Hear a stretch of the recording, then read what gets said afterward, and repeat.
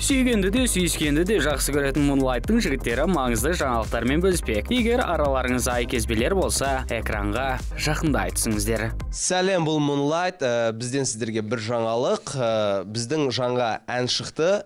Өлеңнің аты әдемі Gone. Егер сізге қызық болатын болса, бізді іздеп тыңдаңыздар. Іздеп әуре болмаңыздар, өйткені су жаңа туындыны дәл қазір gaku.kz сайтынан тыңдап, әрі жүктей аласыздар. Сонымен қатар айта кететін жайт, біздің тобымыздың екі орындаушысы жаңа бейнебаян мен жаңа әнмен сіздерге сыйлық жасайды. Сондықтан күтіңіздер.